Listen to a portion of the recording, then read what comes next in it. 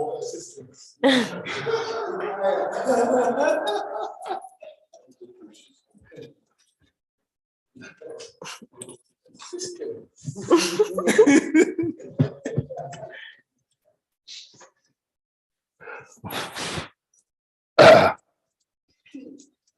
Good. Now you are on TV now. Oh. Om Bhadra Sadhu Samaya Mano Balaya Bhadra Sadhu Denoba Siddha Dedu Membawa Sudu Kayam Subu Kayo Membawa Anorado Membawa Sarva Siddhi Meprayata Sarva Masu Siddhana Shriya Kuru Hong Ha Ha Ha Ha Ho Bhaka Sarva Tata Gata Bhadra Mame Muda Bhadzem Bhava Ma Samaya Sa To Om Bhadra Sato Samaya Mano Balaya Bhadra Sato Ten Tito Dejo Membawa Soto Kayo Membawa Subo Kayo Membawa Anurado Sarva Siddhi Me Prayaja Sarva Karma Sudha Me Sedana Shriya Guru Hung Ha Ha Ha Ho Bhaka Sarva Tadanga Bhadra Mame Muda Bhadze Bhava Ma Samaya Sato Om Bhadra Sato Samaya Mano Balaya Bhadra Sato Teno Dejan Dedo Membawa Sudo Kayo Membawa Subo Kayo Membawa Amorato Mem Sarva Siddhi Me Prayata Sarva Karma Sudha Me Sedana Shriya Guru Hung Ha Ha Ha Ha Ho Sarva Tata Gatra Bhadra Mame Munda Bhadzemba Ma Samaya Sato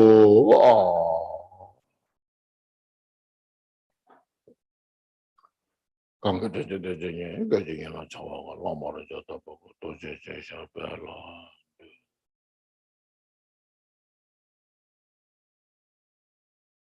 Pasos mjetan de luchos no wachinye la do su chelam do wachinye la do lam tuba so wachinye tuba ish do chawa chinye la do. Hello everybody.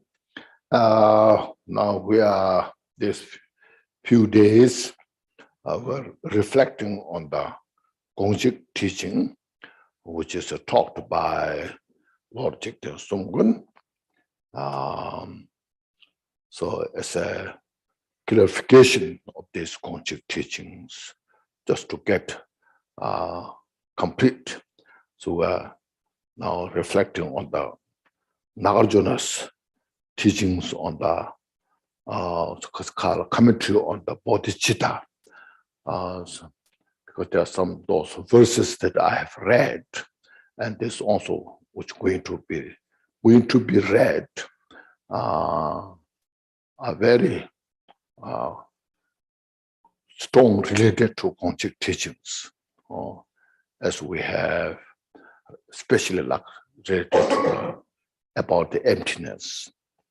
Very the beginner, the practitioner of the emptiness, so it's not enough. No? And then emptiness doesn't transcend the causality. No? Because of emptiness, then this they cut the nihilist, eternalist, because it teaches the non-duality. No? So all these important points are mentioned there. All this, as I repeatedly mentioned, we have to reflect the cause of suffering. The cause of our suffering is the delusion, the confusion, which is based on the ignorance. So we need to handle that one. There's no any other things in the world, no matter how rich you are, no matter how famous you may be, no matter how powerful may be, but these, using these things to cannot purify our mental confusion, which are the direct cause of the suffering, that what we don't desire for. Everybody, desire to free from suffering. So as Shantideva mentions,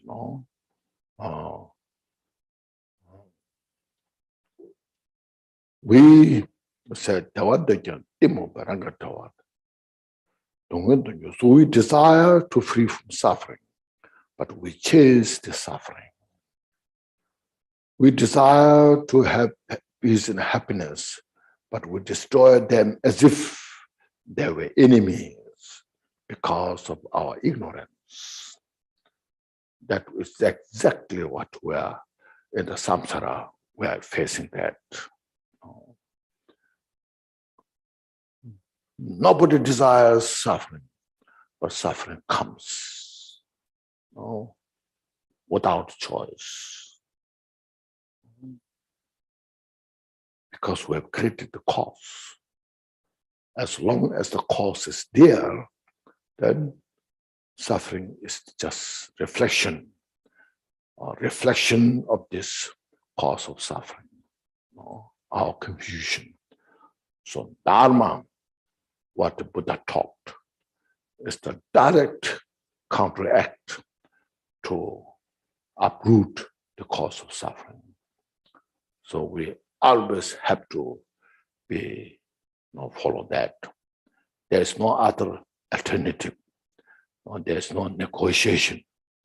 We have to go forward. So that's why I mentioned, actually, everybody in the world, they have to study this Dharma and practice. But everybody don't have that opportunity. So those who we are that have this opportunity are so fortunate. We just go forward, reflect on this, and then study, practice as much as you can. And Dharma, without practice, doesn't help. Like you have prepared such a delicious dish, display on the table. So now here's all the delicious meal all here. If you don't eat, then your suffering of the hunger will not solve. So look at the dish. You exhibit all this food there. It looks so good. But I'm so hungry. So if you don't eat it, then the suffering will not solve. So to solve the suffering of the hunger, then you have to eat. Same way, if we want to free from the suffering, then look at the mental, all these afflictions, mental delusions. We all are, and mental delusions, there's no difference. There's no car, there's no such car. This is the American's mental delusion. This is the Asian mental delusion. This is the European mental delusion. We don't have that. No. We all share the same problem, like anger, like desire, attachment, ego. Same thing, It's amazing, Look at this, how Buddha taught.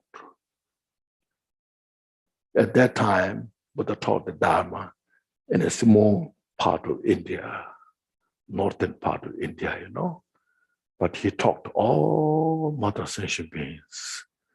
And now Dharma goes everywhere, and there's no need to change anything, except just we have to understand what the point is about. But sometimes we are, due to lack of our wisdom, we don't communicate precisely. That's the problem we're facing.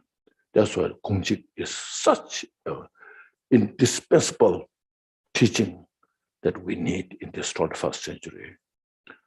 But it requires individuals' ability capacity to express these teachings. As I mentioned, people can talk about Gongchik. Oh yes, this Gongchik. But this individual scholar believes this. This will believe this. That will believe this. And this is a Gongchik believes. It doesn't make any special. Here, Gongchik is complete scope of the teaching. And we need that mental capacity to communicate. So that's why I try to here doing that. As mentioned, yesterday I mentioned, I expressed my limitation, how I'm limited. But I try my best, And then you all said, I'm sharing very sincerely, that you have to make effort to really go to really capture the total meaning. So now here, we've just finished verse 61, isn't it? Is that right? Okay, now 62. issue 공부 영zam도 세버셔도 자와 포함해봐 캐남지 따도 야버 자와 있어. Just so the wise shall always be convinced that it is through the interlinking of the aggregates the rebirth into other lives occurs, but not the something transmigrated.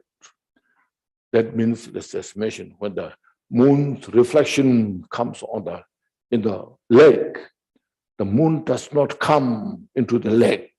You see, moon is still in the sky, but you can see the very clear reflection of the moon in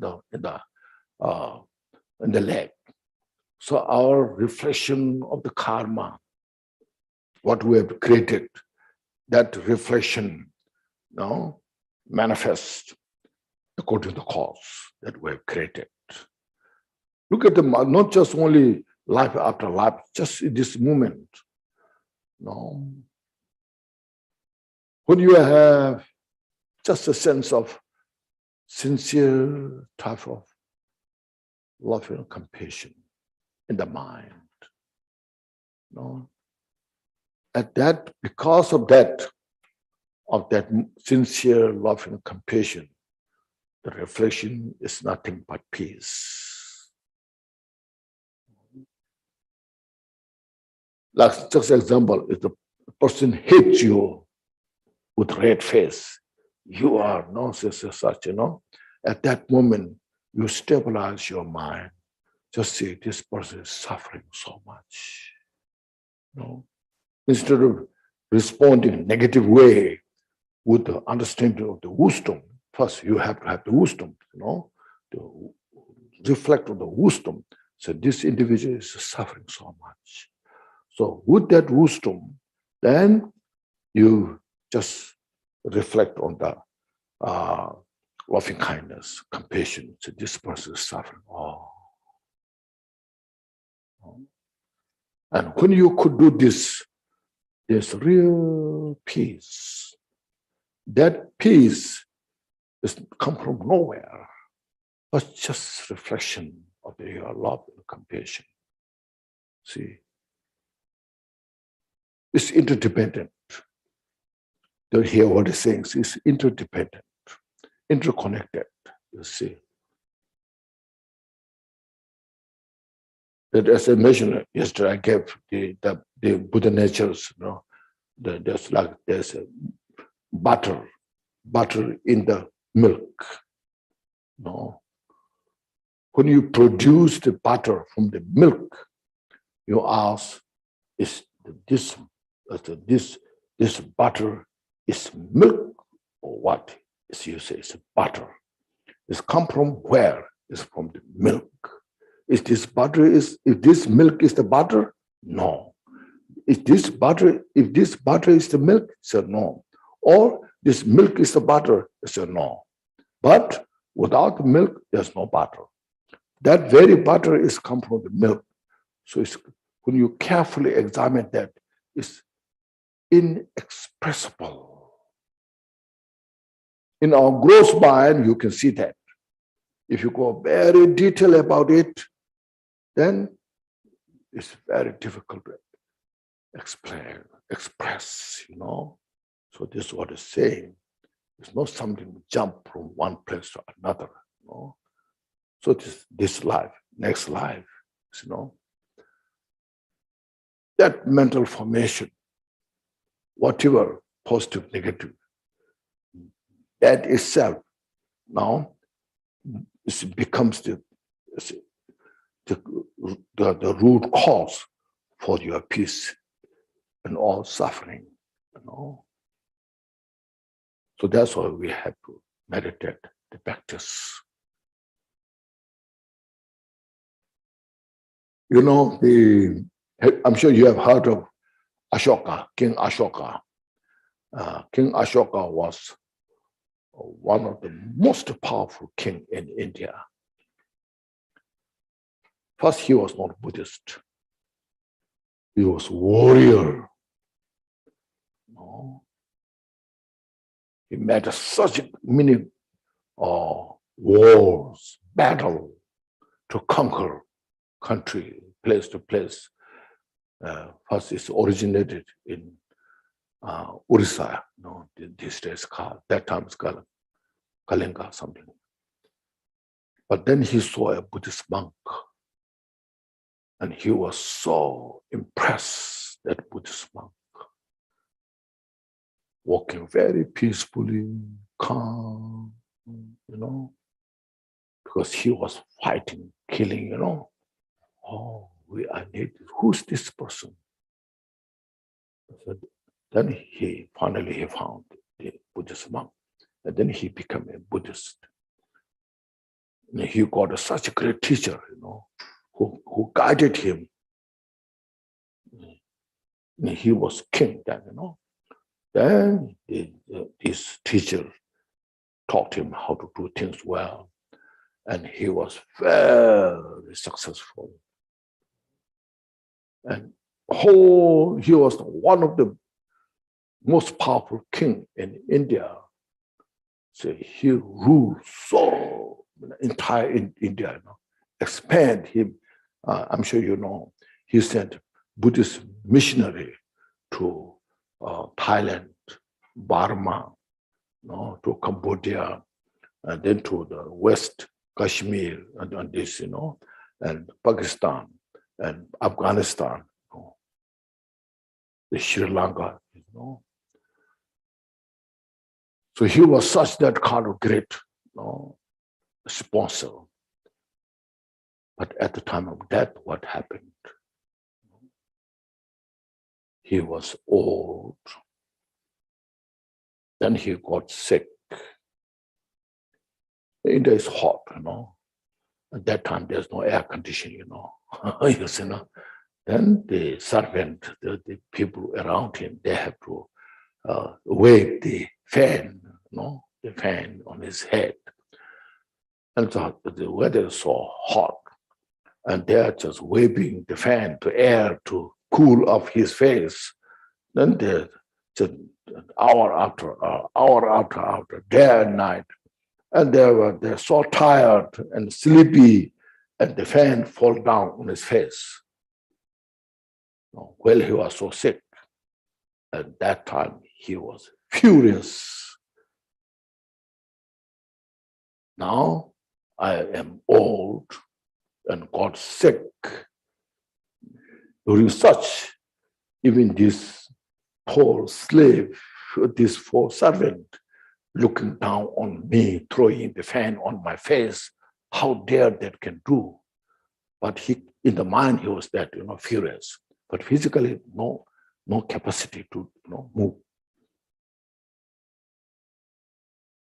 At that moment, he died. No.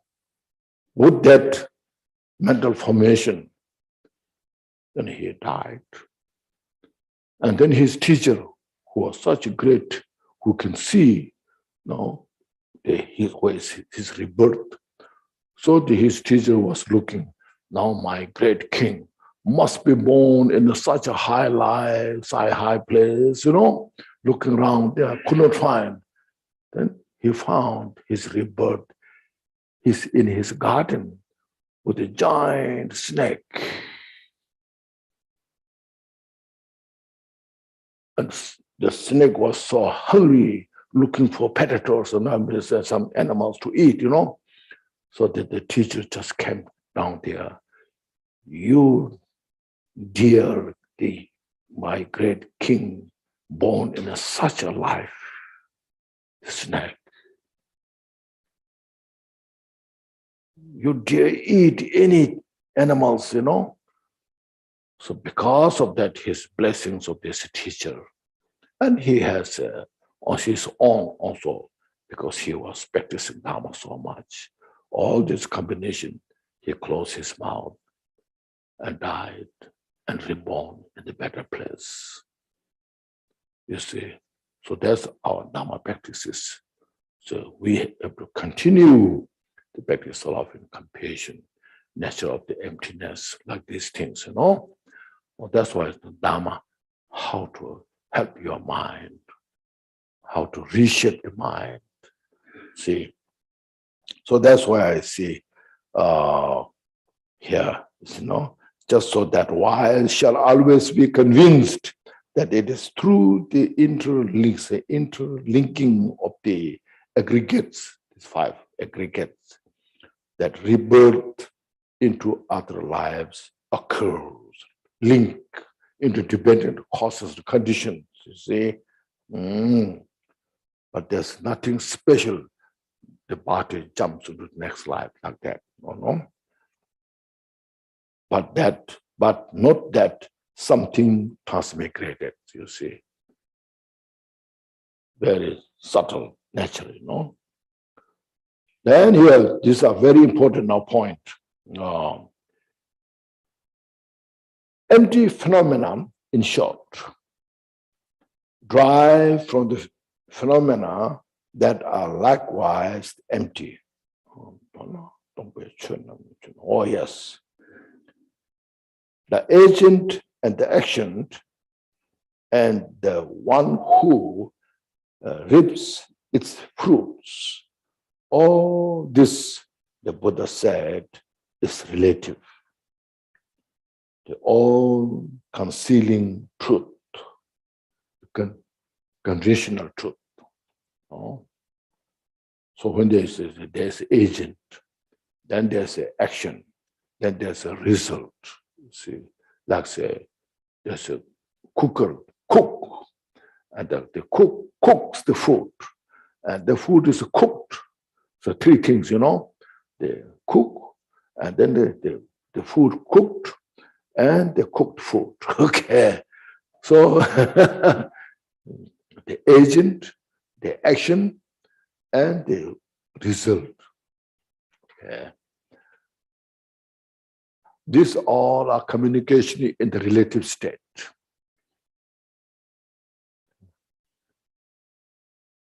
That Buddha said. So that is just within in the emptiness. You see, every empty phenomena, in short, drive from the phenomena that are likewise empty. See, the agent, see, and the action, and the one which ripens its fruit. This all manifests from the emptiness. Okay, or within the emptiness, whether you realize or not realize, the nature itself is empty. All this, the Buddha said, is relative. All these activities within in the emptiness you play is relative. It's relative. The all concealing truth is relative truth. Okay. These are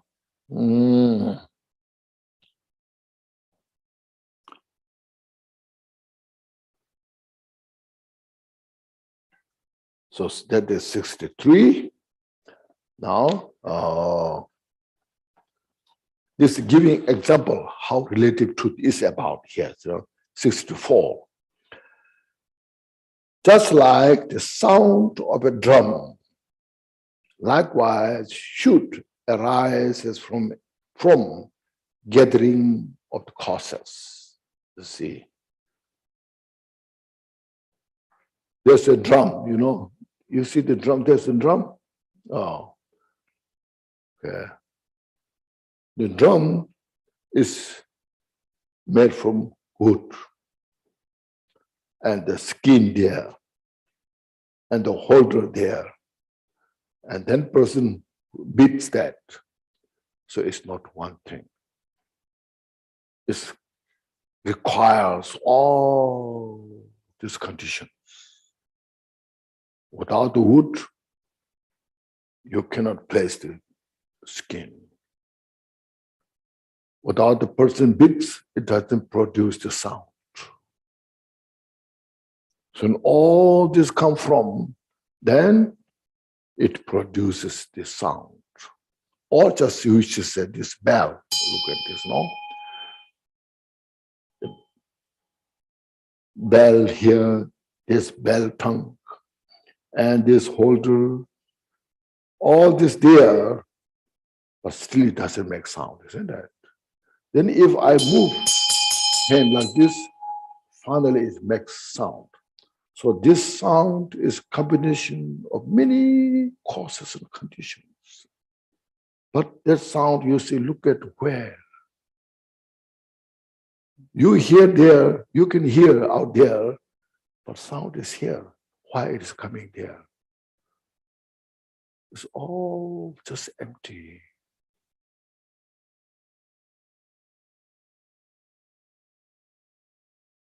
So it's just manifestation of this emptiness. So that is called relative state. Okay, but without this relative state, there's no ultimate,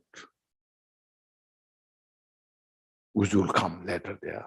But anyway, first you see that. Or you said the shoot. Now in the ground, you say the shoot. You need the ground. You need the seed. Not just enough the seed. You need all the moisture, good weather, everything you need there. When all things come together, then there's a shoot arises.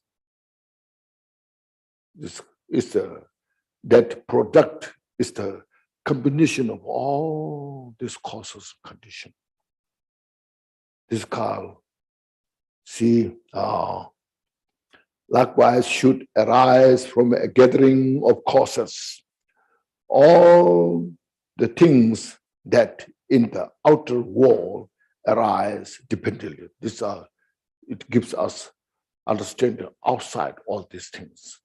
You see the forest, mountain, running rivers, all this happening due to the causes and conditions. Many causes and conditions come together and then manifest that. Okay. So that, because of that, said, are we say like dream and a magical display. So we should understand this all are just magical show. The magician, the magician tricks all this, winding all this and all, and the tricks all this, then they display a lot of things, isn't it? So the magic shows. So everything is a magic show. For magician, need all these causes and conditions. Without the causes and conditions, the magicians cannot display the magic. So this world itself is magic show. But we don't realize that. We say magic show is illusory nature. It's magic show. And this is real, we say, But There's no different of that. Our hunger, when we have no food, is magic show. You know, if we have no stomach, there's nothing to be hungry. I dislike this. It's magic show. Your mental expression, I dislike, or I like, is also magic show. My attachment is magic show. But we don't realize we are something real, concrete. We are so caught up with that. No? We are confined within this illusion and trapped, and we suffer helplessly.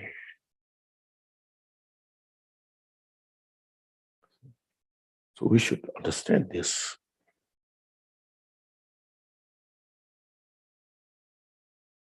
It's so beautiful, you see.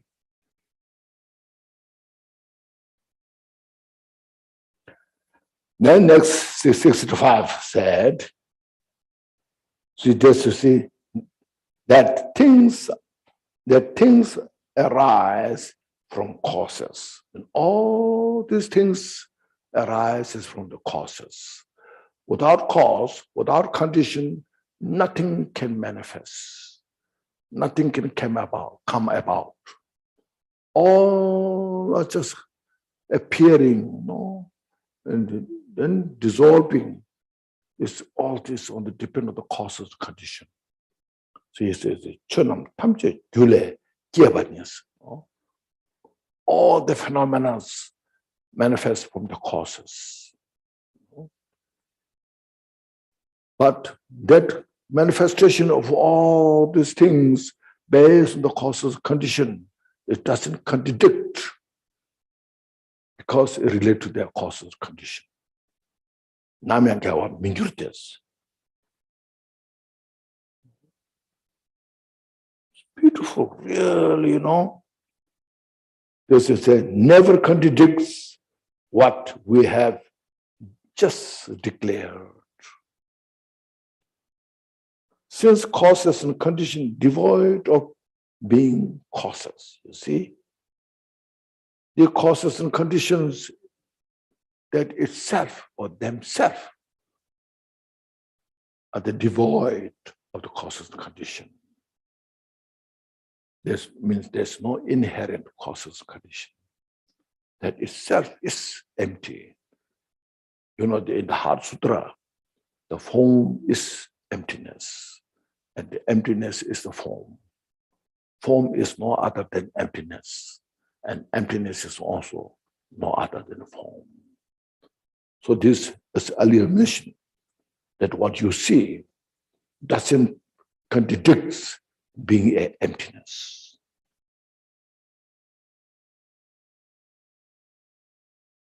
It's the individuals how you project, how you see. That's universal. This is not something Buddhist believe or Buddha created. But this is something how everything functions as it is. But we need a wisdom. We need such a wisdom that which can capture this reality nature. We need the ability of the mind to penetrate these qualities. So that's what is important, you know?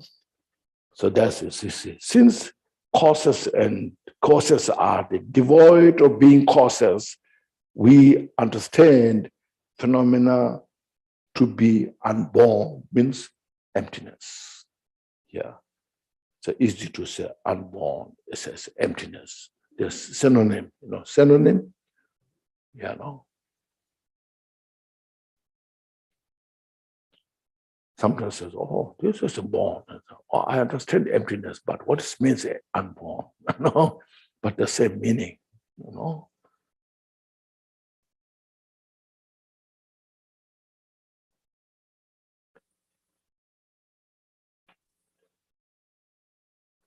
Therefore, in this next 66, this unborn feature of phenomena is set forth as their emptiness. So you see that very unborn nature itself is nothing but empty. It's emptiness.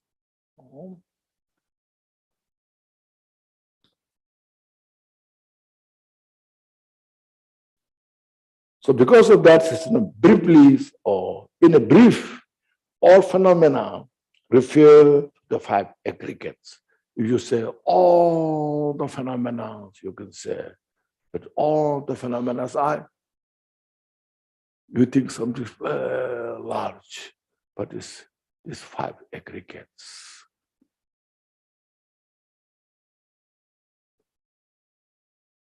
This all you see, what you hear, what you smell, taste, touch. There's no any other things than that. You can go anywhere, everywhere you go. Everyone in the world has the five aggregates. Nothing special. Nothing more. So they say all the phenomena called, in a brief, is the five aggregates.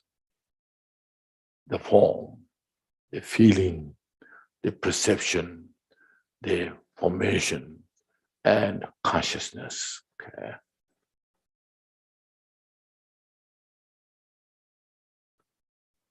Very beautiful, you know. So all the phenomena are included within that in a way, no? Oh.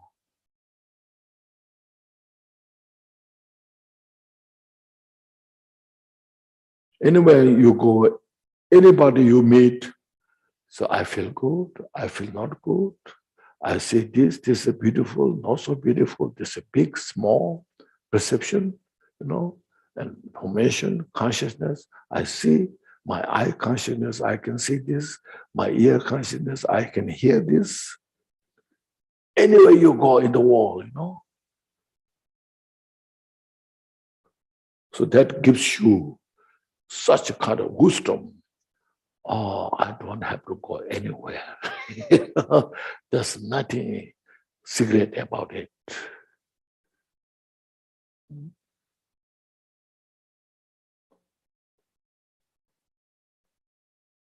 So, you know, then next, when they say, when suchness is expounded as it is, the all concealing, all relative state, all concealing relative is not at all suspended. For separate from the relative, there is no suchness to be found. It's beautiful, you know. Real, now see.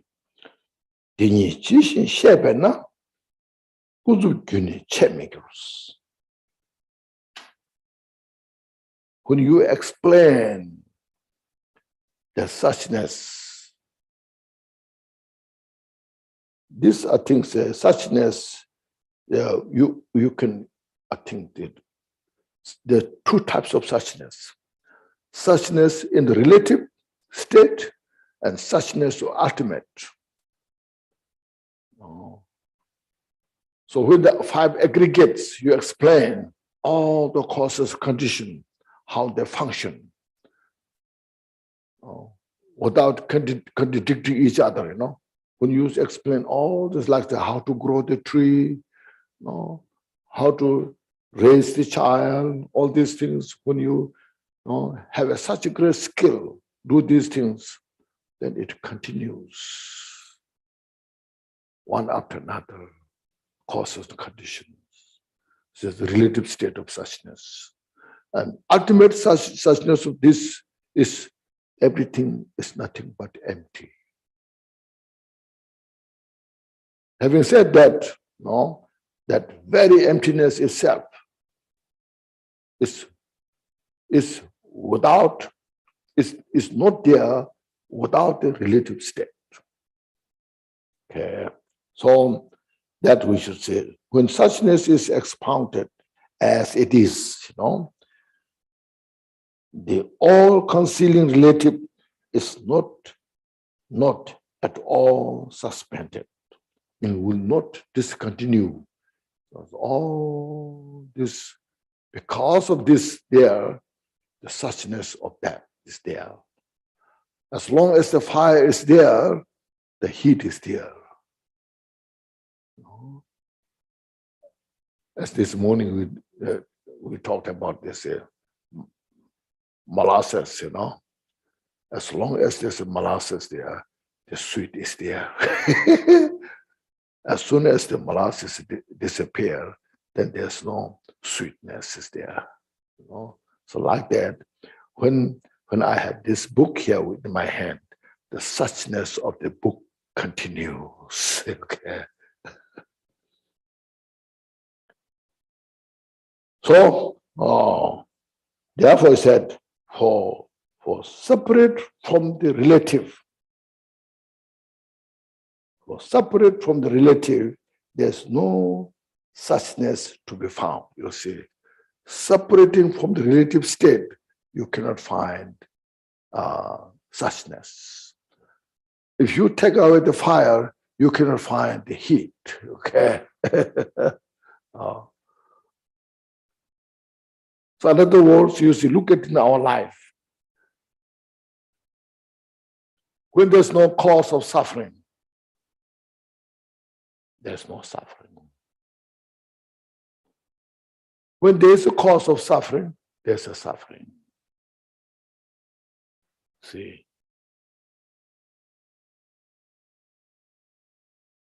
They cannot transcend. No, the suchness or emptiness cannot transcend all the causality, all functions within the suchness.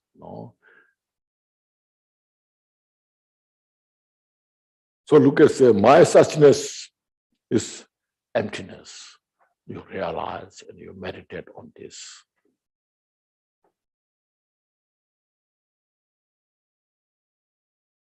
And your suffering is taken care of.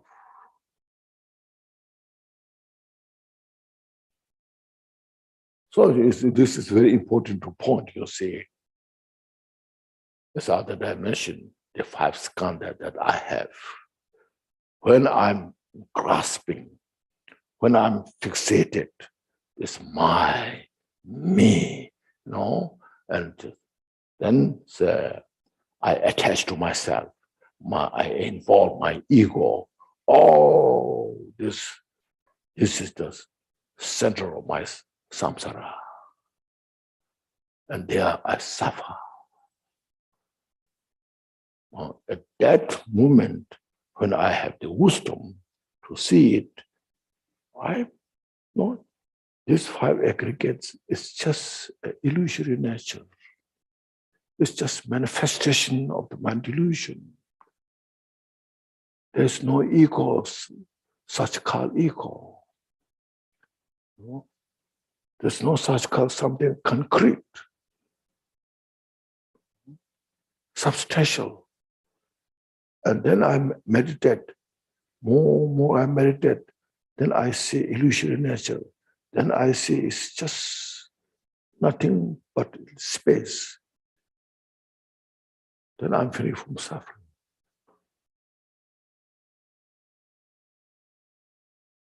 That's why we don't have to go anywhere in the world. That place where we are now can be samsara, can be nirvana, depending on the individual. When you are confused, confined, it's a samsara. When you liberated from that, it's nirvana.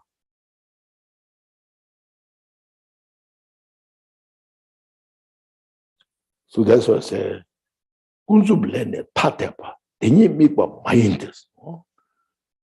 separate from the relative, you cannot find suchness, enlightenment.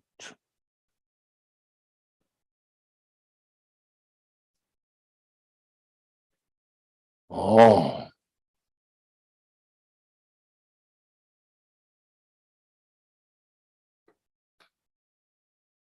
Here, 68, isn't it?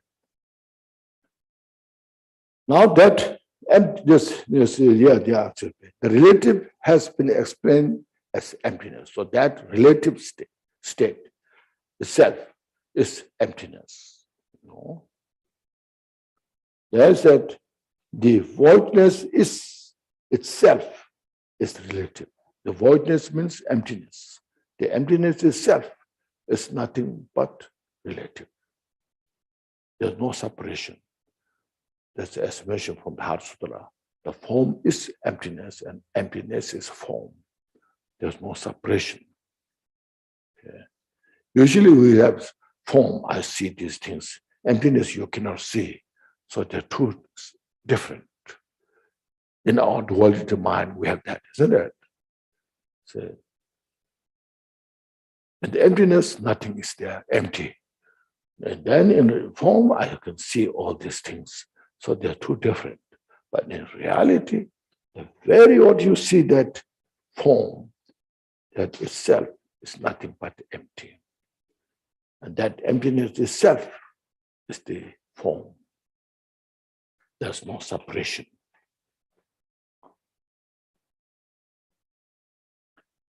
So the relative has been explained as the emptiness. Here we should say explain, but we have to experience it. The voidness is itself the relative. Without the one, the other does not manifest. See, without the form, relative, the other emptiness is cannot find. Okay. Just like impermanence and fabricatedness, this means cheta, meta, jishinos. Che is the which is a product that which things exist. That thing which is exist is impermanent. Without these things which is exist, there's no such called impermanent.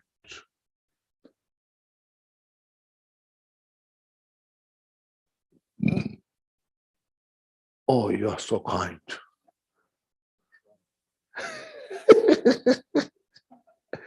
Thank you.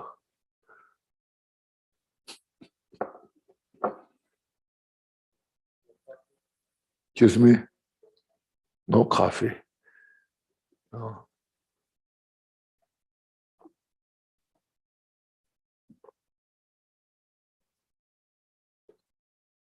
Yeah, this is so beautiful. Now you understand more about the emptiness and relative, their connection, their relationship. You see, the relative has been explained as emptiness.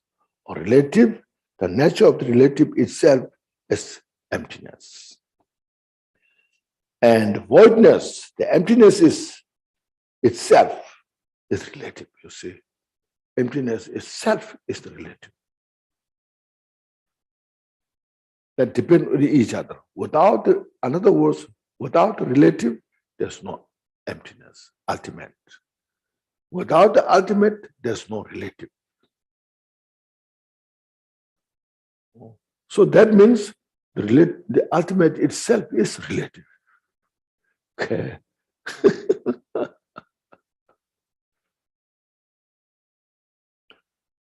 So without the one, the other ceases, other does not manifest. Just like impermanence and fabricatedness, they created, the things they created. Now your practice, you are coming to this. The relative drives from karma and defilements. The relative, where these all relatives come from, is the karma they created. The karma is, who created karma? By the defilement. mental affliction. So how is so wonderfully explained, no? Then he said, and it is from the mind that karma is manifested. Then you say, where the karma is come from? It's from the mind. Yeah. The mind is but the meeting of habitual tendencies. That you see, as mentioned, the habit continues. And from that, we act, physically, mentally act, and create the karma.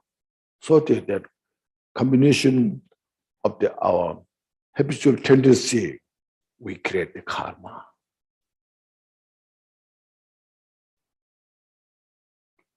If we could stop the karma and the habit now, we won't create karma.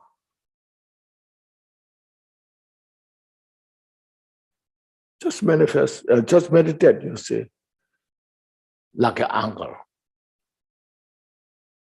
It's expression of the habit. We know anger is not good. But when we meet the conditions, anger manifests, isn't it? And you say, this is not good, but it comes up. Why? Our habit, you know? If we could stop, no, the anger is not good at all. Just say, no, no more. I made that my anger is not exist now. It dissolved, no? Then no matter what happened, you have no anger. You know? When there's no anger, there's no any reason to make karma relation with the anger. Same as like attachment, aversion, you know. See. So we keep creating cause, and the manifestation continues of the result.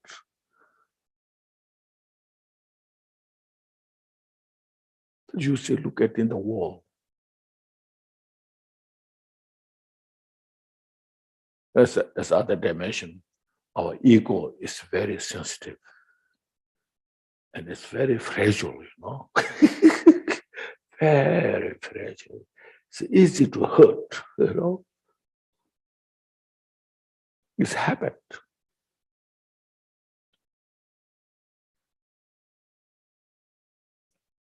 Like me, you know I studied Dharma, and not just studied Dharma, I investigated. So there's no ego exist. Nowhere, you know, I find. But still, in my mind, I hold, I am important. Don't touch me, you know. Stay away from me, you know. Say, okay. See, it's because that my expression of the habit, okay. So that we need to take care of. This is what is saying this. So precious. Direct, this is called introduction, direct teaching.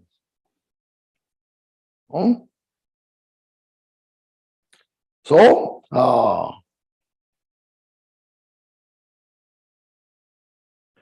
the mind is but the meeting of habitual tendency. When that habitual tendency meets, then create the karma. And freedom from such tendency is bliss, you see. When we are free from all those habits, mental delusions, we don't create karma. And when the mind is free from this all delusion, that is itself is called bliss. Dawa. In Tibet it's called dawa. So you relax. See. Just occasionally you meditate, your mind free from all these negativities. gaze the sky and relax. So the mind is so blissful, so peaceful, so quiet, you see. But then underneath, the habit manifests, And then, without our knowing, occupies all the space, And then there we start suffering,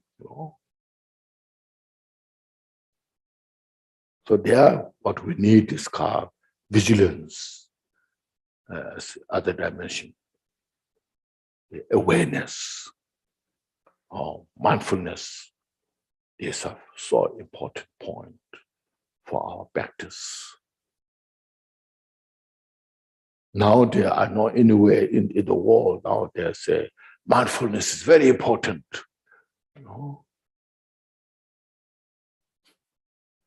But with this our smartphone, it's difficult, isn't it?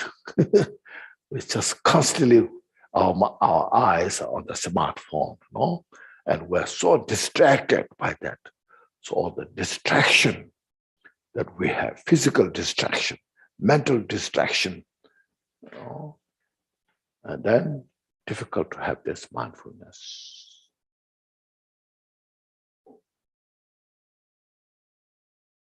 Now, this is our way to practice is explaining so beautiful, So now that blissful is mentioned, bliss and freedom from such tendency is bliss. Now next you see verse 70. A blissful mind is peace itself, you see. That blissful mind itself is a peace.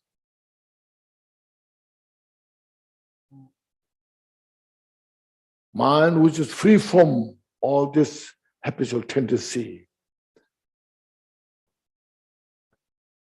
Blissful, that blissful is peace.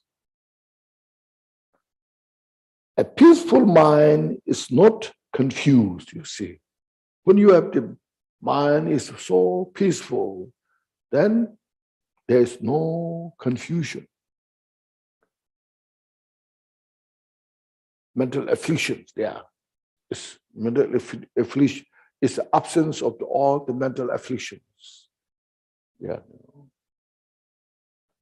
And unconfused, it phantom suchness, you see. When the mind is unconfused, clear, precise, then you can phantoms suchness. You can see the depth of the mind. Moment the absence of the confused mind, ignorance, you realize that it is. Then it says, you see, assimilating suchness, it is free. Means when you realize the suchness that you are free from, you are free, is correct. You achieve the liberation. So they're connected, related so well, one after another. So you said, no, how you can achieve the liberation. So look at this. That's how to practice, you see. First, now there's no separation of relative and emptiness. Wherever there's a relative, that nature is emptiness. The emptiness is no different from the relative state. And then the karma, karma is made from the mental delusions. The delusion is come from the mind. The mind is collection of the habitual tendencies. When you take care of the habitual tendencies, purify them, then the mind is bliss. When you have blissful mind, that mind is called peace.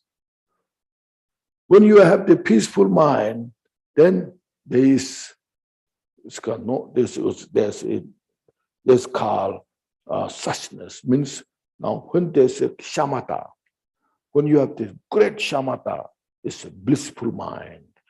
In that state, there's a critical insight. So the critical insight help you to achieve the suchness, to see that. When you have the suchness realization, then you are liberated. You achieve the liberation. So you just connect that way. That's how to free from samsara. So this beautifully explained that, which the GONGCHIK that is about, you see. It's not just a religious training. It brings to all the causes and conditions to free us from suffering.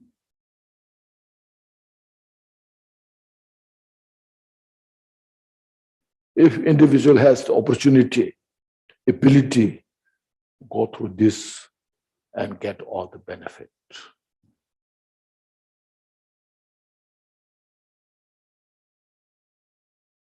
Okay. This is very profound, no?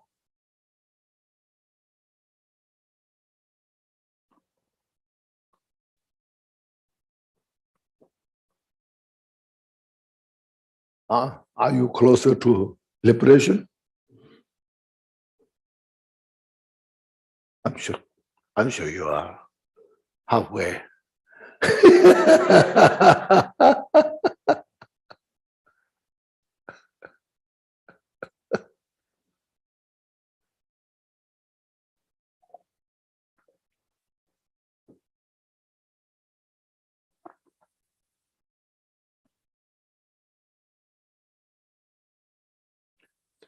You see how beautiful the Dharma teaching is. It transcends all the culture, belief systems. It just brings the fresh nature of our life, what we're going through in the war, why we're suffering in the war.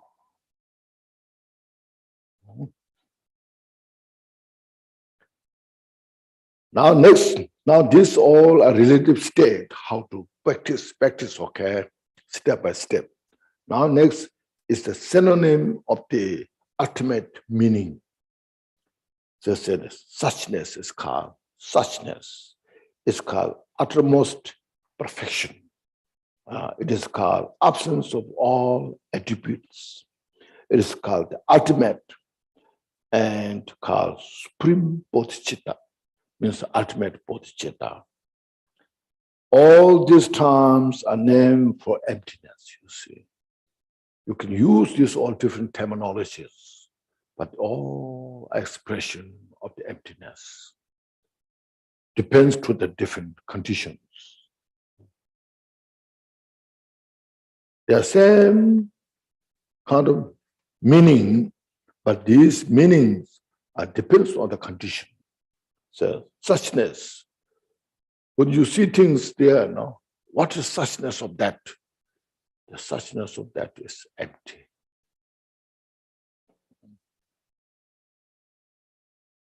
Then when you practice step by step, the perfection, you perfect your practice, it's called the utmost perfection of your practice.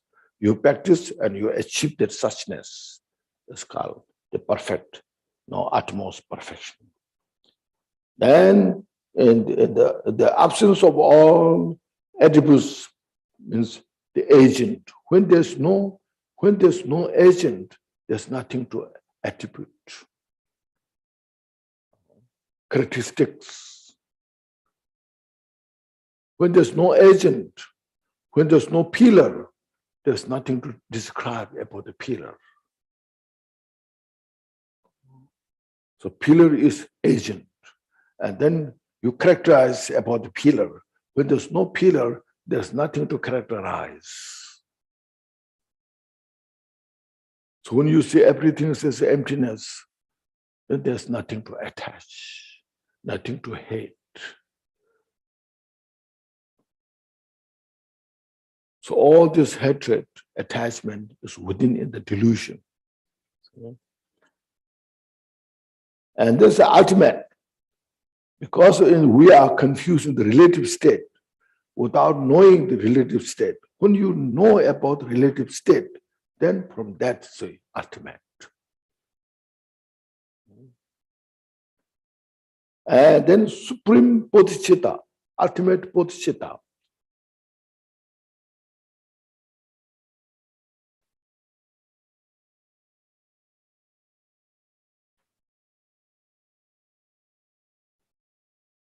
All these terms are the name for emptiness. This is verse 17.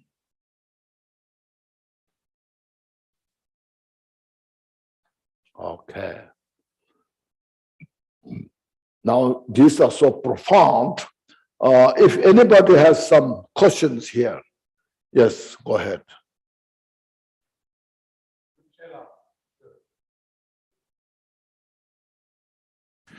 Years ago, I heard a saying, and I liked it, and I've looked it up and I haven't been able to find it. I would like for you to critique this saying. And the saying is very simple. The void is not void. Okay, and what?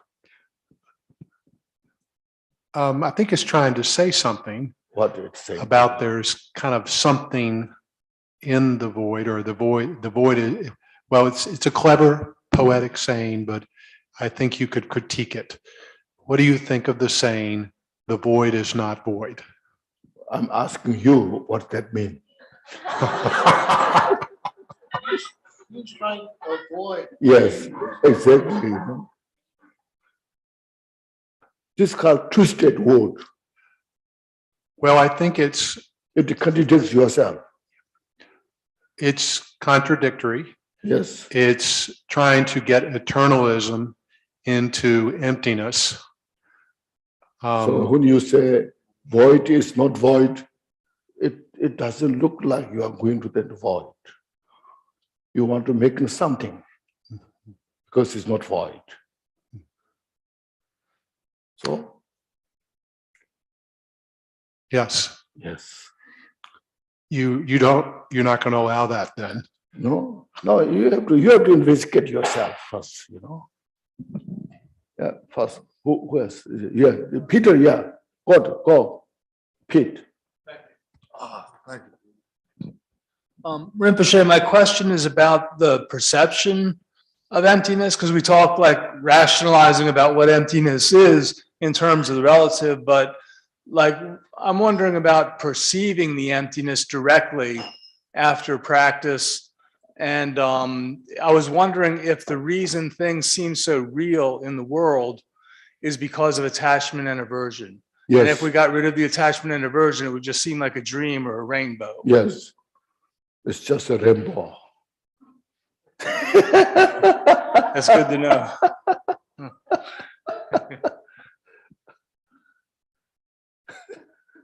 That's good enough? Yes, thank you. Okay. Yeah, go ahead. I don't probably, there's one of the listener on Zoom has been trying to ask a question, but I have texted him. He was requesting that if he could ask a question, he or she. Okay. It seems like now, no question. I have not No heard questions. from him. That's okay. If there's no question, that's okay. Okay. It become emptiness. Yes. I have a question from Zoom. Oh, Carla. Hi, thank you, Khenchen, thank you. So nirvana is to be free of suffering, right? Nirvana is to be free of suffering, but it's not. Nirvana. Oh, Nir- nirvana, yes. Nirvana is free of suffering, yes. But it's not the same as emptiness. Oh, yes. It is the same as emptiness? Yes, a synonym. Nirvana too? A synonym. Synonym.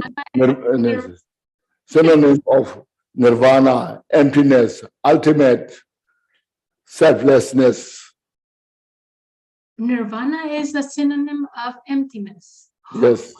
And is empty at the same time, and it is relative at the same time. Nirvana and samsara are relative. Yeah, nirvana is the other side of this samsara. Yeah. One cannot exist without the other one. Yeah, samsara is a state of suffering. Yeah. Okay, samsara is a state of suffering, and nirvana is free from suffering. But both are empty and both are relative at the same time. No, that's you are talking about its own nature. But I'm confused. no, I'm confused. see, while you are in the samsara, if you say no separation, then while you are in samsara, are you in nirvana? Yes. We You are can not be in suffering? either or. Then you are not suffering. No. You have no suffering. No suffering, nirvana. So you have no suffering. I do have suffering. So But that I means can. that means you are the samsara, not in nirvana. Okay. But is nirvana the same as emptiness? That's my question. Yes, nirvana is emptiness. Yes. Okay. Thank you. But it's very confusing. But Yes, thank yes. you. Thank you. Yes. I'll keep You have, practicing. yes, you have some work to do. Yes, a lot. Thank you.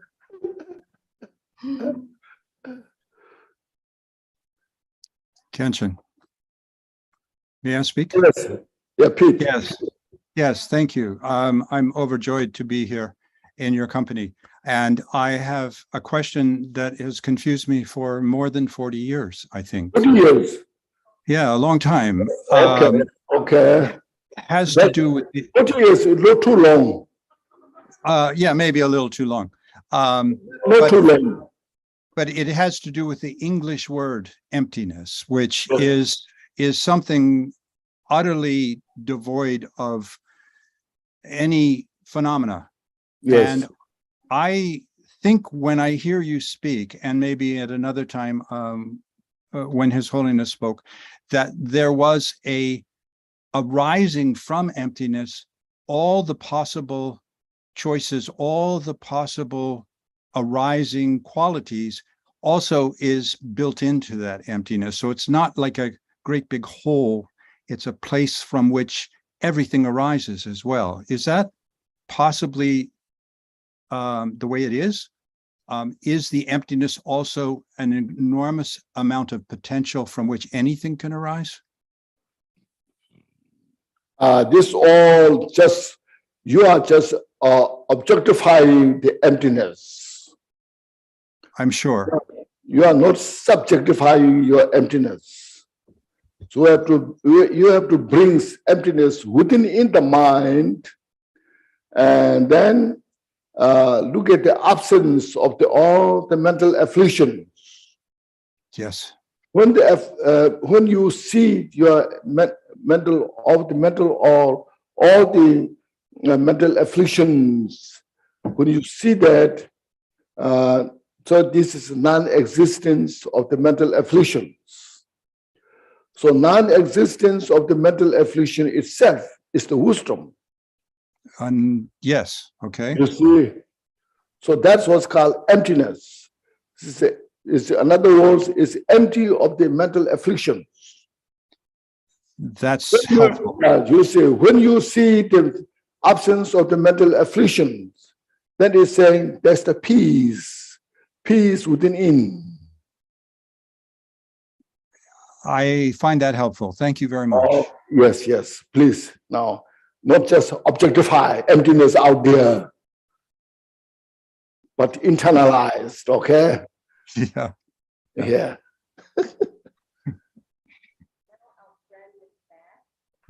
And his question is actually has two questions. He Uh-huh. said, what does non-origination of phenomenon mean? Non origination Hmm. phenomena means it's unborn. Okay. There's no beginning.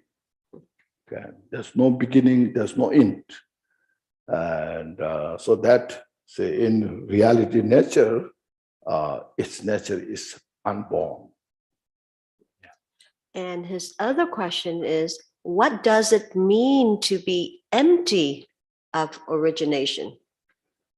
Now, this we should reflect to the relative state. Because we are coming from long time in the samsara, relate to in the relative state, and the duality. So as long as when we abide within in the duality state, then the suffering continues. And as soon as when you realize these all relativity state or relative states are nothing but a manifestation. And that manifestation itself is not different from the emptiness. That's what it's called. Thank you. Another question from the listeners is Monica. She has a question. She asked, if emptiness is inseparable from relative, does this mean that samsara is inextinguishable? Nirvana is extinguishable? Yeah, if emptiness is inseparable from the relative, Yes. does it mean samsara is inextinguishable? Oh, yes. Very much. For that, we are studying, practicing Dharma. Yes. And one more question from Yusi, Sister Yusi. She said, when we talk about emptiness, it is not void. Empty also allow possibility. Empty allows. Yusi,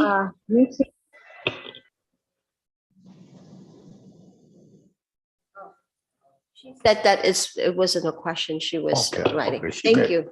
Maybe she's giving some Yes. suggestions. Yeah.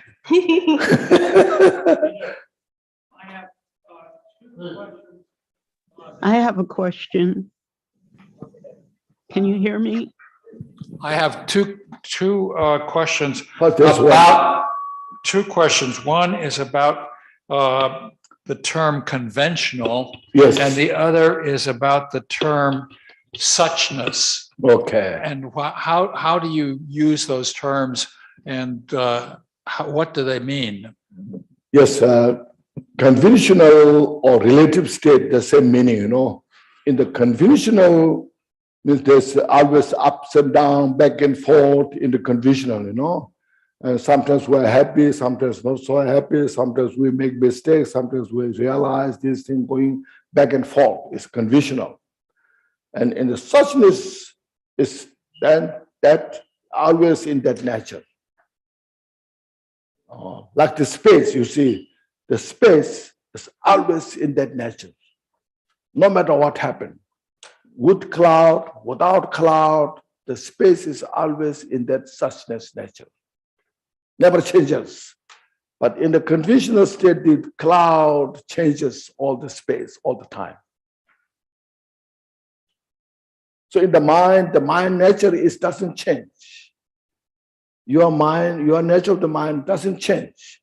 But within that state, all your thought process, then going up and down, so forth. So there's a conventional. This one old lady just once said.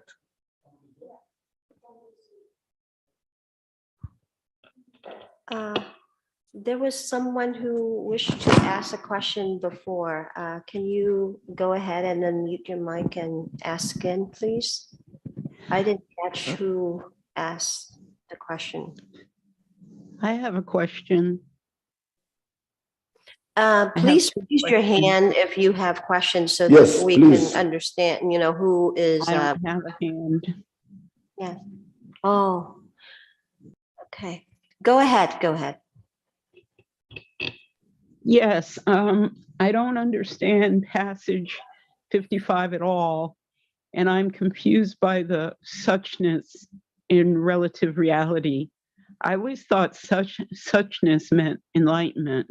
So how can you have suchness in relative reality? So I'm assuming there's some sort of enlightenment in relative reality. I don't understand. I'll repeat the question if I talk too fast. Ah, 5, I just lost.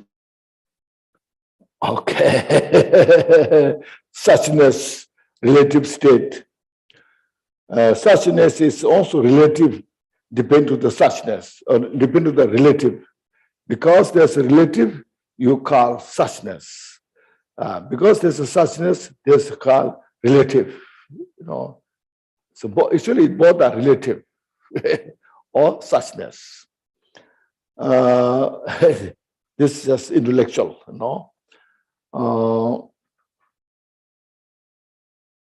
see, as I just mentioned, your all different thoughts, every second, every minute,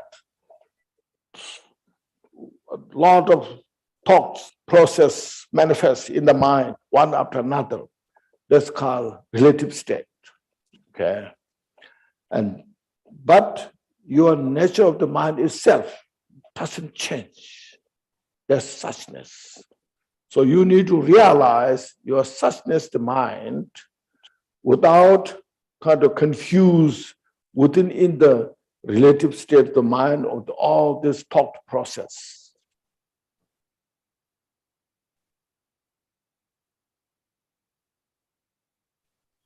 I still don't get it, but I'll work on it. Yes, we all have a lot of work to do. Thank you. And I see another hand. It's Ed. Ed has his hands raised up. Please ask the question. Yes. Good afternoon, Rinpoche. Thank you for these amazing teachings. How would we bring these teachings more into our personal experience, especially when we're in challenging situations, dangerous situations like homelessness or medical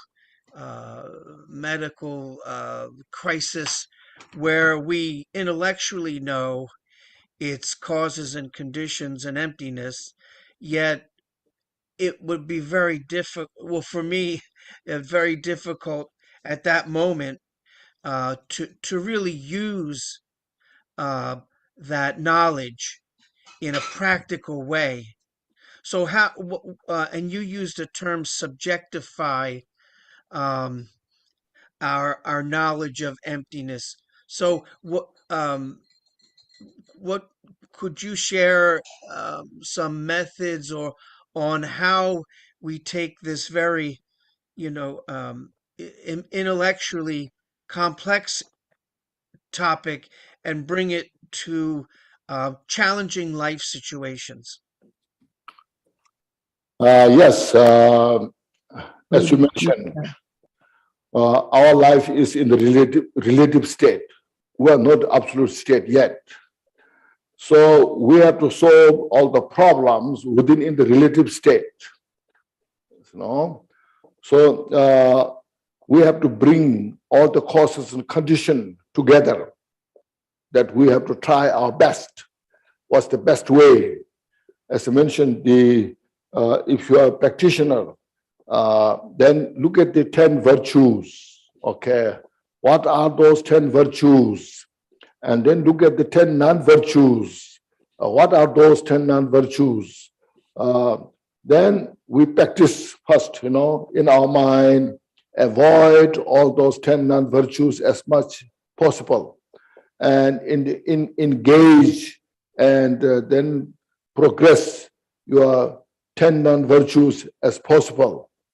These are mentally, you just, due to causes condition, I'm facing these difficulties. Yes, it is very obvious, I understand, And then physically, you see what you can do, see what the opportunity is there. Look around, there are places that you can talk to, make effort yourself. While you are practicing your mind, then you see not only yourself, but there are so many people like we are, there are so many people who we are. Then say, look at this nature of the samsara. There's so much suffering is there, and develop loving kindness, compassion in the mind, instead of hatred. Why I'm facing these things? I don't deserve these things. If you develop hatred, it doesn't solve the problem. Instead, it makes the situation worse. For your own mind and your health, and then it just contributes into society. So we need a society bringing more harmony, more peace. So bringing the more peace and harmony comes from the avoiding 10 non-virtues and engaging in the 10 virtues. So these all what you say, just look how you can do, how you can contribute, and support each other, encourage each other. So these are very important. Yes, practical action. Yes. Thank you very much. Yes, I'm so happy to talk to you.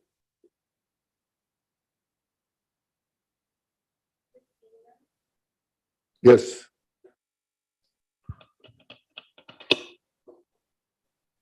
Yes. Oh, okay. You want me to go first? Yes, go ahead. Okay. I'm trying to say luminosity is not void, but luminosity has no form, and there is no form, and it's just raw energy. It's just I don't anyway, it's just plain luminosity. There's nothing else but energy in there, and that's what we become. That's the Dawa Chin that we're all rooting for. That's the enlightenment that we all want to be at the end. But also AZ said she wanted the Rinpoche to do the passage, explain the passage 55 again. I read it, but Yes. I want you to explain it. Sorry. Thank you.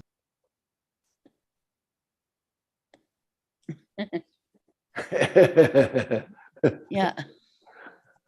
Yeah, that's very beautiful. You are very good practitioner. Very good. Yes. Thank you, Lama. Thank you. Yeah. I try. Yeah. Thank you. Oh, just go ahead. Really, you are inspirational. Thank you. Yeah, for many Dharma practitioners, you just keep going that, practice the luminosity, okay? Yes. Thank you, Lama. Okay, thank you. One question from Anna, and she texted and say that Rinpoche, should we reduce our habits from day to day? Yes, every minute. That means negative habit, not good habit. Don't reduce it, good habit. Okay, thank you, Anna. And then AZ also have another question. Yes. It says here, Oh my goodness.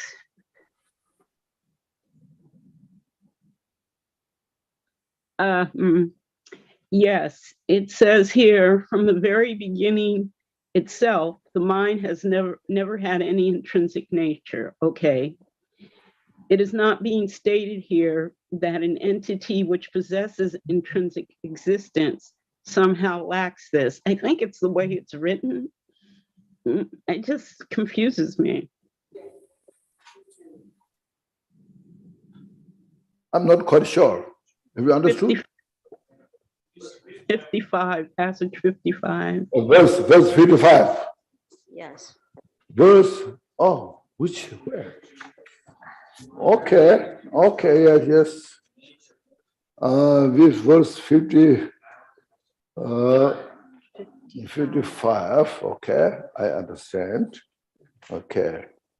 Oh, 56, 50, 52, 54, 55. Okay. Oh, 55 he said, I was from the very outset, mind has lacked inherent nature, but I do not say a thing inherently exists.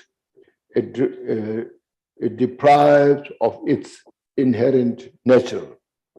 So what it's saying is the mind itself, right from the beginning, is when you look at your mind, first of all, look at your mind where this exists.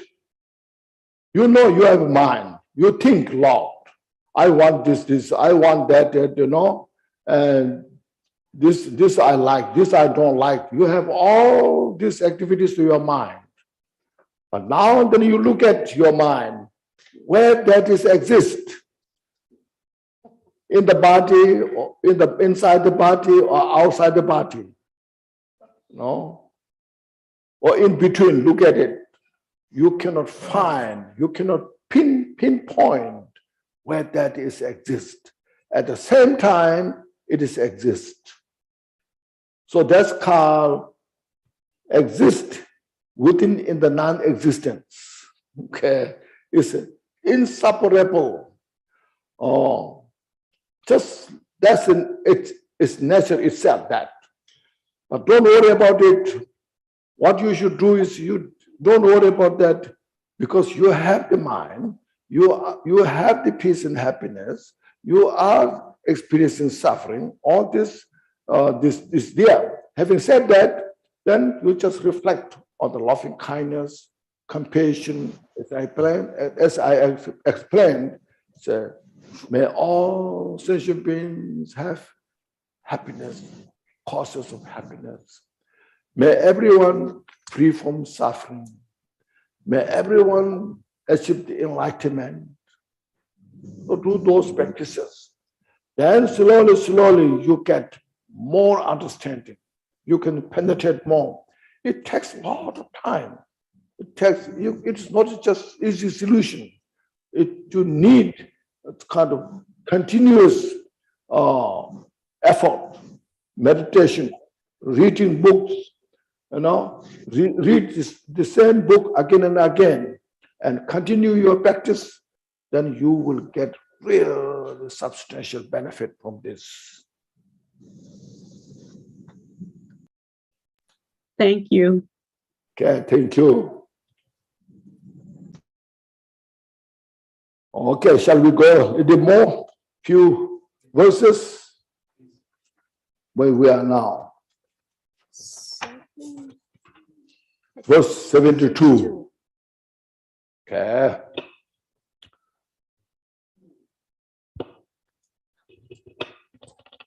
Verse 72 says, those who have no grasping of emptiness lack the basis for their liberation.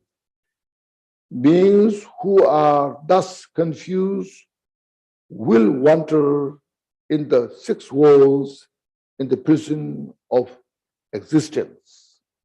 In Tibetan, Kanda Tonyi Mishipa. So that we have discussed so much about the emptiness. No? So emptiness is not just as mentioned, nothingness. Emptiness is the wisdom. Wisdom that is called, this wisdom is called undefiled wisdom, unafflicted wisdom. Okay. That wisdom is realizing there's no any exists substantially, inherently. That wisdom realizes everything is just a manifestation of the causes and condition. When one cause is there, if one cause is not there, others cannot function. You know, just say, when you're cooking delicious meal, it does no salt. All the ingredients, you're making a delicious meal, you cannot taste the food because no salt. You know? So salt, everything you need there to make a one bowl of delicious meal. That's what it's called. It is called a combination of many causes and conditions. So there's no one thing exists independently. All are just a manifestation. So that kind of, that reality nature is realized by that wisdom. So that we need to study, we need to practice. We need to have a lot of accumulation of the merit and wisdom. You know, there's called two accumulations: accumulation of merit, accumulation of wisdom. So we need all required. So that shows it's not just mere empty. Okay, if it is mere empty, we don't need all those conditions. So to realize that wisdom of the wisdom which sees the non-existence of the self-independent nature requires all those conditions. So when one lacks that wisdom, then there's no way to flee from samsara. It's wander in the samsara. There's no basis for the liberation free from samsara. So we wander in the prisons of the samsara. So therefore, we have to encourage ourselves. First, you say, I want to achieve Buddhahood. Cultivate that mind for the benefit of all sentient beings. So our objective goal of Dhamma study practice is to attain Buddhahood. Not just leisure of this life, where you are enjoying samsaric life, at the same time you are using Dharma to enjoy. Not possible. In the samsara, sometimes people do that. When you don't get enough satisfaction from samsara, then you use Dharma to get more enjoyment. So you utilizing Dharma for samsaric enjoyment. And that's the wrong purpose. It's confused. So attached. You're so attached to the samsara. So our goal is to free from samsara for the benefit of all sentient beings and make effort to attain Buddhahood. So that is our goal, and that will help us to realize that wisdom, the realization of the emptiness. That's why it's called those who have no grasp of emptiness, means no realization of emptiness, lack the basis for their liberation from the samsara. Being who are thus confused will wander in the 6 walls in the prison of samsara.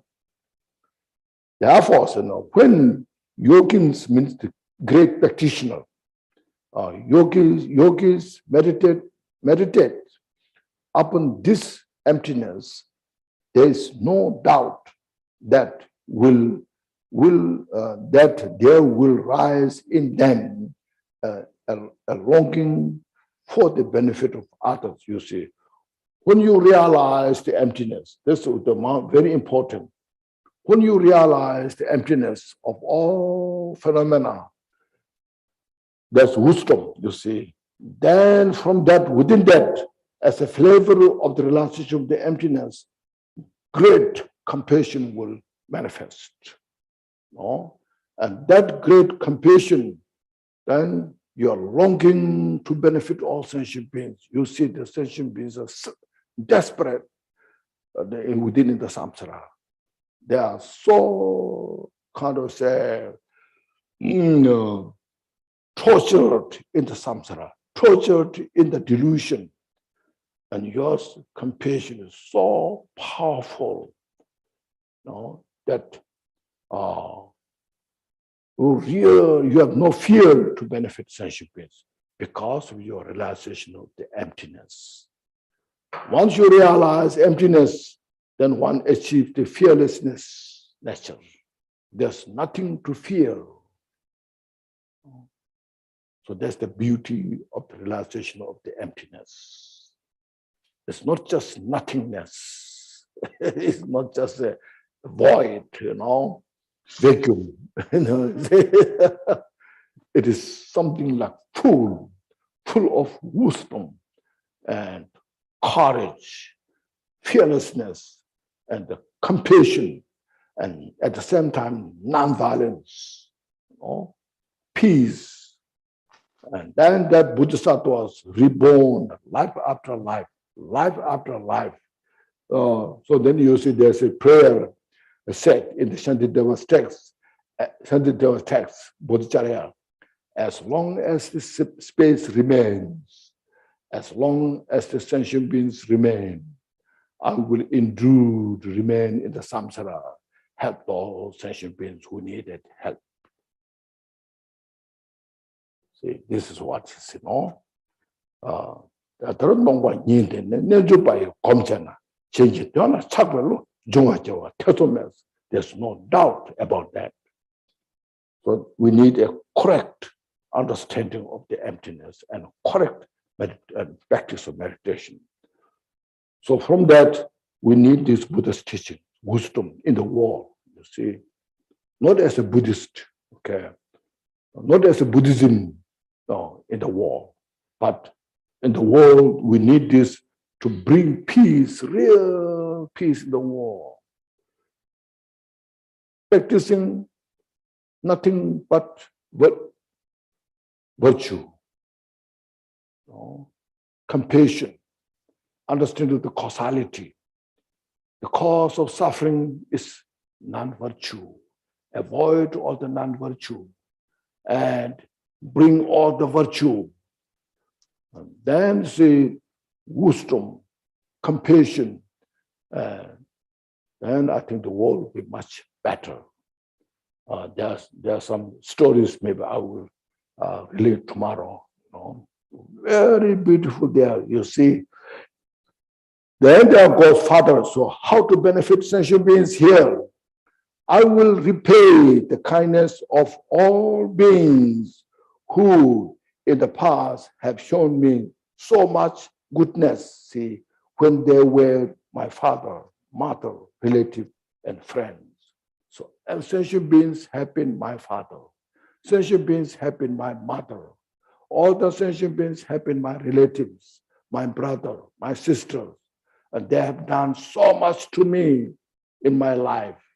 Now I will repay their kindness with love and compassion. See, in the emptiness, then your love and compassion is so powerful. So that's what is what is saying here. Then see, that's verse 74. 75 says, Nyomo sore simjini, nyomo, sibe sore simjini, nyomo me dongnamba, dagi dongi, jemba tar, deshin dewa jembar rik, see, those living beings trapped in the prison of existence, in the samsara. There are so many who are trapped in the prison of the samsara. and surrounded by all the confusion, violence, and suffering. So much like in the war, battle. People are desperate. So much suffering is there, Tortured by the fire of the they have defiant emotion. Then fire of the anger, your attachment, all just manifest, and it burns all your peace and happiness.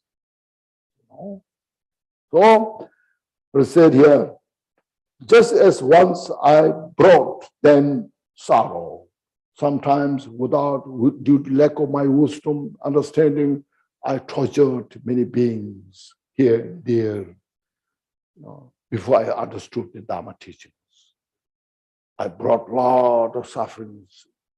Now I realize that was wrong. So then she said, it is right that I should bring them happiness. Now I understood the Dharma teachings. Now I am the responsible to bring happiness in the world. So before we achieve the absolute nirvana, but we need this in the relative state. Okay, this is more practical. Sometimes we are not looking where we are. We're dreaming ultimate state. How I can achieve ultimate state? What is the ultimate state?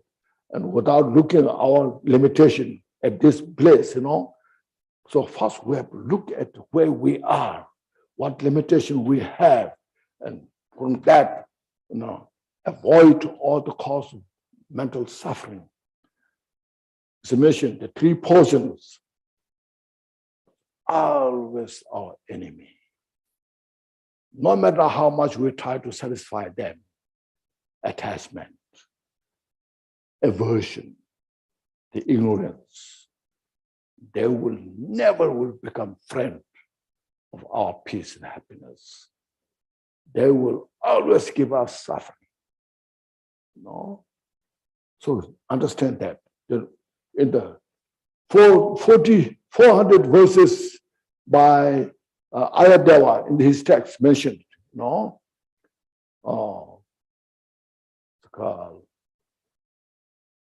a man, a patient who's possessed by like an evil spirit, is always paranoid, suffering so much.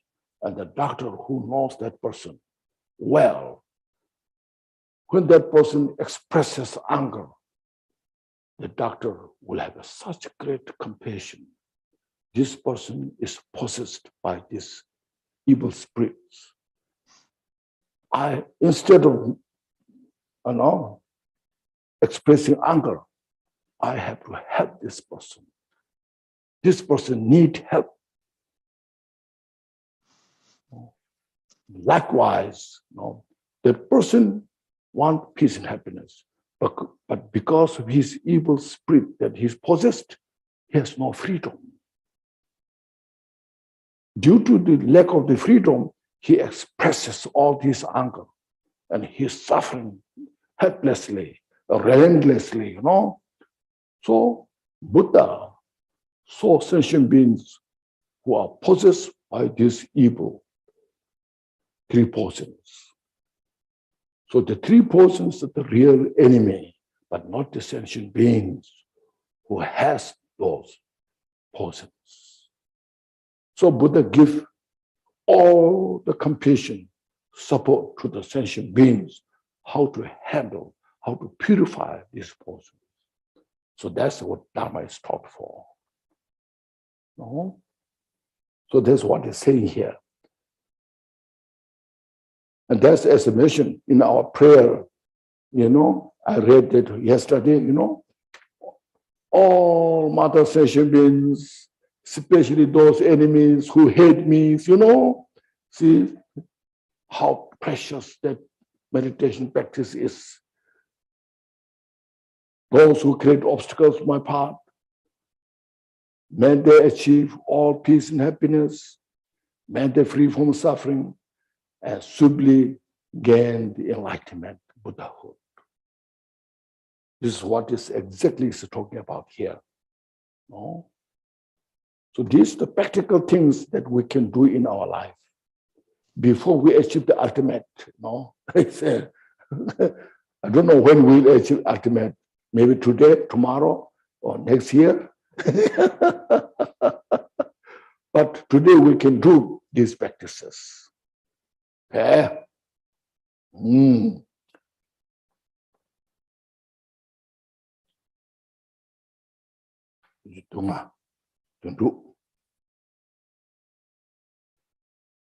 Now he has said, you see, this is so precious. Verse 76. Jite tendo ngedo ye.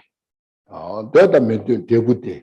Simjen namla pembata. Nobalene jungajus. This is exactly what now Lord Jigdosu was saying. Causality. When you come to causality, causes, condition, result, even Buddha is out of ability. So you have to go with that. You know, the story, first I'll read this, you see. Result, so desire and undesire. What you desire, peace and happiness, isn't it? What you undesire, suffering, you see. That in good or evil state within this wall. So within this wall, you know, all these drive from the action, good or evil. So all just result of the virtuous action and non-virtuous action. See? And that have been done to others beings. So that is done for others beings. When you help other sentient beings, you get the benefit. You know, when you harm other sentient beings, you get the harm. Just two sentences Milarepa said. Rangde tamje shene jong. Shende samba rangde juice. All our peace and happiness that we have is come from outside, from others, we should say from others. Our thought of altruistic thought for others is our own benefit. Very powerful message. Like see here now, this few days we're staying here, talking in Dharma teachings and enjoying the food, and relaxing, all these things, because of others. First of all, the farmer, they work in the farm. See how much they work in the farm, producing all those food. And then the agent, they collect those, all these products and bring to the store. And then with the store, people are working so hard, bring it together this. And then we go there to buy. And then we get this to eat. And just, still who are just, complaining. It's not a good idea, So all our happiness is because of others. And also see, business people, they sold their products and people buy their own products. Because of the people buy, they become rich. Because the people that become billionaire, if that person stays in the desolate place, nothing but a desert, nobody's around there, they say how rich they are. You cannot become rich there in the desolate desert, You are selling all your products and people buying that and you become rich. And politicians as well. They elected Senate, Congress, President, because people elected them. Because of the people, they become president, they become Senate. senators, Congress, you know. Now here with Dharma practitioners, you see, you practice loving kindness, compassion because of the sentient beings. You can't practice compassion into this cup. So, oh, I'm practicing, my cup may be so happy, you know. Oh, I'm practicing compassion, just my cup may be free from suffering. If you do this, people think you are crazy. You are nuts, you know. So because the sentient beings there around there, may all sentient beings have all the peace and happiness. May they free from all the suffering. No? May they achieve enlightenment. And we get the benefit. Nobody takes away that benefit. In the samsara, all this, what you are, no, things, good things happening because of sentient beings. All the wrong things happening because of our mental ignorance, delusion. That's the Dharma teaching, the wisdom of Dharma teaches us, you see. Some say this great Bodhisattva, oh, highly accomplished. How that happened? Because the sentient beings. Practice of the sixth in general, the sixth perfection.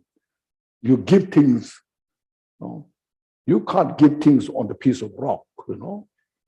You give things to the people. This is poor, this is what needed. You give things and you collect the merit. No, you get the benefit. You practice patience. And I don't need to practice patience in my cup, you know. See, somebody irritates me, then I try my best to practice patience. And who gets the benefit? I get the benefit. Nobody will take away that benefit. And I become Buddha because of sentient beings. So because Buddha knows that, attain Buddhahood, I become Buddha because of the sentient beings. I perfected my bodhicitta because of the sentient beings. Now I must help this teaching. I must help to these sentient beings and giving all those teachings generously, without reservation. No? But the constantly thinking how to help other sentient beings. So that you see this, how these teachings are so precious. We need this teaching in the world. You know? Share this wisdom, you know? How to practice, how to now help others, make the world better. You know? Dharma practitioners has a big responsibility because we're following the Buddha. You know? How precious this is. It's so good, isn't it? Do you agree or not? I says, you know. So today maybe we say 76, okay. So tomorrow not so many little will complete this. So I'm so grateful everybody who participated on this program, and please keep those in the mind.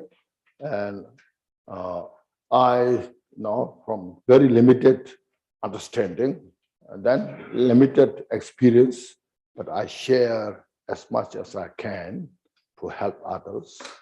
And I'm surviving my life because of Buddha, you know. Because of Buddha, I'm getting food, you know. I'm wearing the robes because of Buddha, you know. Then with that, because of your all supports, so I'm so grateful. That much I can reflect on. And then you all just see this, how precious the wisdom of the Buddha. Dharma is always a source of peace and happiness.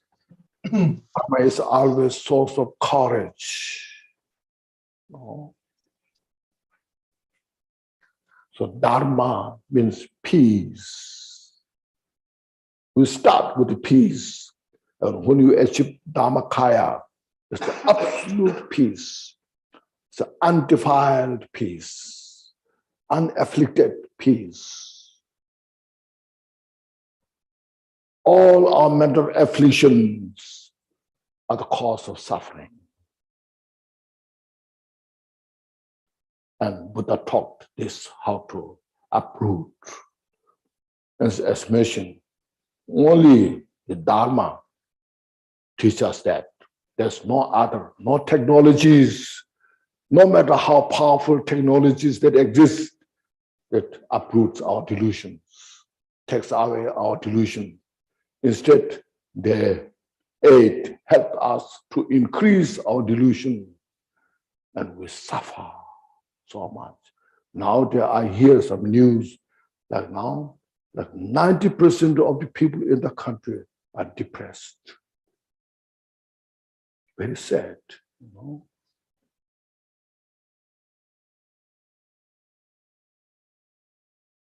There's no chance to relax. When you go mountain, your phone, smartphone go with you in the mountain. Okay. When you go to the ocean, your smartphone go to the ocean with you. And then constant whole world is there. And then we suffer. And it's so addicted or addictive. So try to reflect the Dharma. Relax your mind. Calm your mind down. At least before enlightenment. Okay. Yeah, thank you so much. These are just reminding. I'm just saying very sincerely, you know, how Dharma is precious. We need in the world, not as a religion, to believe, not believe. What to believe, not what not to believe, but whole in the world, we need Dharma. And those who are following the Buddha's teaching has a really big responsibility. Instead of we showing, I'm a better person than you are, you know, I'm a better teacher than you are. You know? We don't need this now, you know. We need something can contribute real peace and happiness in the world. You know? Okay, first please take a deep breath. Inhale fully. And exhale. Please take out all the stress we have. We're so stressed. And breathe in all the Buddha's wisdom and compassion.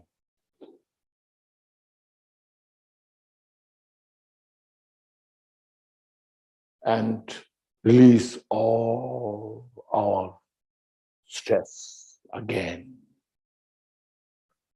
And breathe in again all the bodhicitta of the Buddha. The relative bodhicitta, absolute bodhicitta. And heal our mind.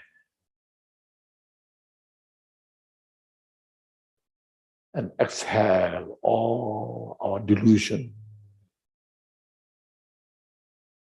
Then again, please say these prayers. May all Mother Sentient beings have all the peace and happiness. May all Mother Sentient beings free from suffering. May they swiftly attain complete Buddhahood,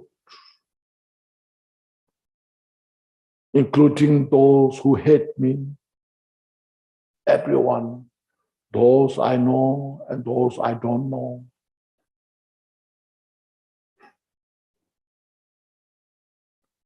Thank you. Then with this, please say this dedication prayers. Glorious holy, venerable, precious, kind, root and lineage lamas, divine assemblies of yidams, assemblies of Buddhas, Bodhisattvas, yogins, yoginis, and dakinis, dwelling in the 10th direction, please hear my prayer. May the virtues collected in this time by myself and all sentient beings in the samsara, nirvana, and the innate root of virtue, not result in the eight worldly concerns, the four causes of samsara, or rebirth as a Sarvaka, practical Buddha. May all other sentient beings, especially those enemies who hate me and mine, obstacles who harm, misleading Mars, and the hordes of demons, experience happiness, be separated from suffering, and swiftly attain unsurpassed, perfect, complete, and precious Buddhahood.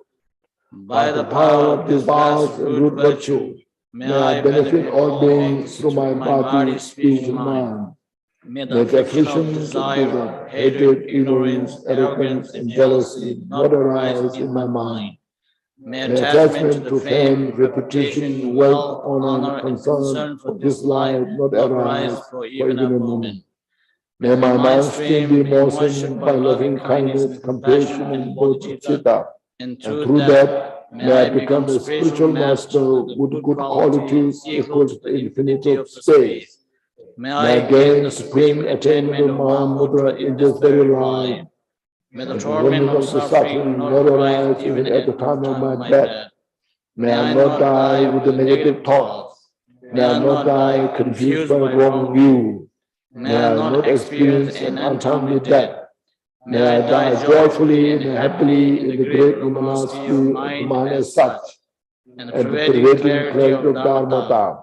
May I in any case gain the supreme attainment of Mahamudra at the time of death or in the bardo.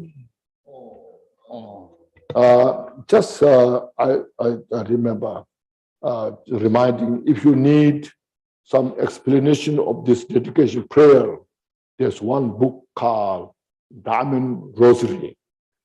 The Diamond Rosary contains so many practices. So there is some explanation of this dedication prayer. So you can read that book. It's called Diamond Rosary. Okay. And thank you, everybody. Thank you so much. Yeah, tomorrow. Yeah, tomorrow. Yeah. Gracias, Rinpoche. Gracias. Thank you. Thank you. Thank you, Lama. Thank you, everybody. Everybody, you. and everyone Thank have you, a Kenshin. beautiful rest of their day. Thank Thank you you, so much, Lama. Kenshin. Muchas gracias. Thank you. Thank you, Lama. Thank you. Good to Thank see you you. so much, Kenshin. Thank you, Kenshin. Yes, thank Beautiful. you. Gracias, Thank you, Rinpoche. Kenshin. Gracias. Thank you. Muchas gracias, Rinpoche. Sublime See you teaching. tomorrow. Thank you, Lama. Thank you, Rinpoche. Thank you. See you soon. Thank you, Lama. I'm not gonna go till he goes. Uh-oh. Gone, I think. No, is it? Not yet. He's still there. In the chair.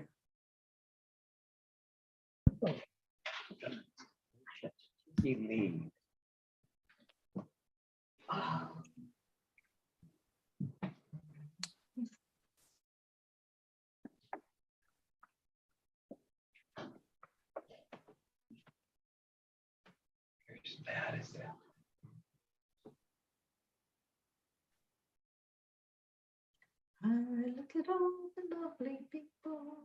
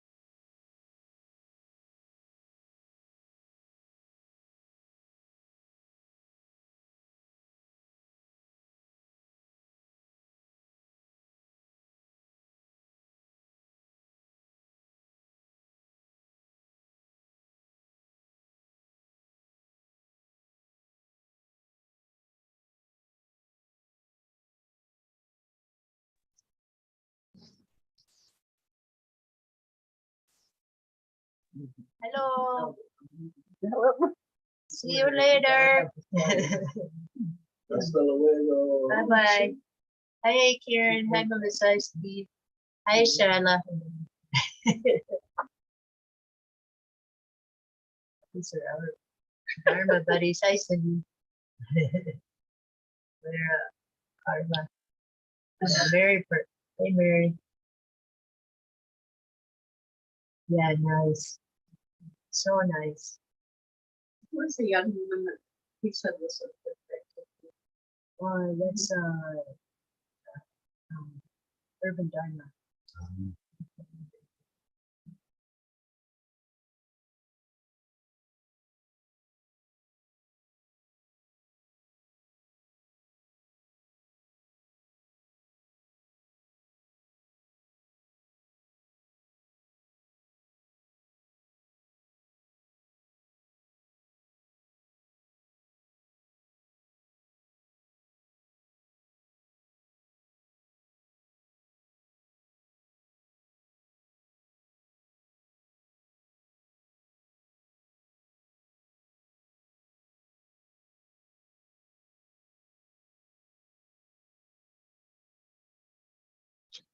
Thank you everyone for attending the program. We will see you tomorrow.